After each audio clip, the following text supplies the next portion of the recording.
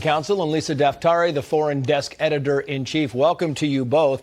I want to start with what Jackie was talking about there, the hostages inside Iran. It's a big deal, Lisa. You know, the concept of the president going there on Wednesday. And we should note, for a little clarity here, it's already Tuesday morning in Israel. So the president is going to be there in 24 hours, 30 hours. And he is maybe going to delay this ground war. In all likelihood, he will. But he can't leave with no American hostages, right? He can't leave with no hostages being released. That would be kind of a bad policy. Right. With Antony Blinken doing his tour of the Middle East, going to Saudi Arabia, going to Egypt, there must be some sort of strategy of de-escalation in place already that the Biden administration has thought of before announcing that President Biden will go over there. I don't think this was a spontaneous decision. I think that it has been brewing. And with Antony Blinken already being on the ground, returning to Israel once again today, I do believe that they have something in mind, hopefully, to bring home the hostages. Yeah, I mean, it really is, Elon. You look at this and you think there's got to be something. I mean, I've covered a lot of presidents going to different places, and there's always a plan to come out with a victory. You don't go and walk away empty-handed. That's right. You don't do that. And the question is, what is that aim? And what's critical here, though, is that Israel be allowed to defend itself decisively. Sure. Look, Iran is behind this. And you've got now a front heating up in the north. And so the president already made a very strong show of force in terms of deterring the entry of Hezbollah or Iran into this conflict.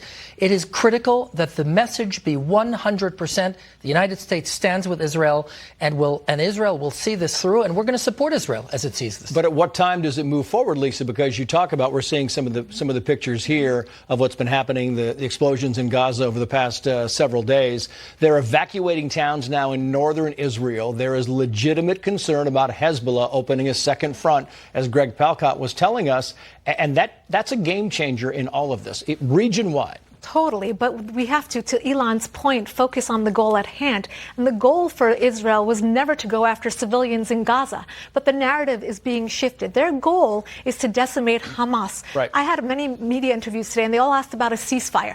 What ceasefire? Why would the West even push, or the Biden administration push for a ceasefire, when the decimation of Hamas would be a gift to the world? Israel is doing the dirty work for all of us. It is fighting Iran's proxy. It is fighting Iran's regime's war against the entire free world. And we should allow them, to Elon's point, to finish the job and not push for a ceasefire before they get the job done. The president said this on 60 Minutes last night. I wanted to play it because I thought it was fascinating. Watch it. Is Iran behind the Gaza war? I don't want to get into classified information, but to be very blunt with you, there is no clear evidence of that. At this point, no evidence that Iran is behind any of this. Correct. A ton of evidence. You know, the whole thing is, there's a ton of, he's going to Israel and he's going to walk up to Benjamin Netanyahu and say there's no evidence that Iran is behind any of this. It's laughable. I think it's a very safe bet, Trace, that as this Hamas attack is analyzed by Israel's intelligence agencies, it will become clearer and clearer that Iran played a pivotal central role, not only in supplying Hamas, but in training them for this operation. Then the question is, what do we do about it? What does Israel do about it? What do we do about it?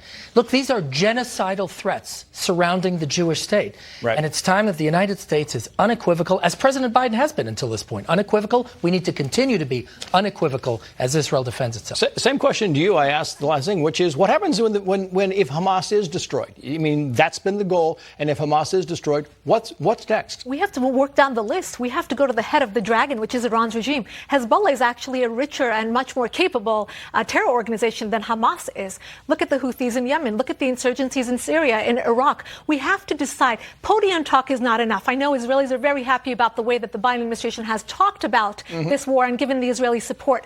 But the real question that I have for the Biden administration is, what will you do next about Iran? Will you try to get back into a nuclear deal? Will you give them more concessions? Or will you stop the flow of money? Will you stop the sale of oil? Will you stop the centrifuges from spinning? That is the real question. How about they start with acknowledging that Iran had a bigger role in this than they're acknowledging now? Let's Lisa, start there. Elon, thank you.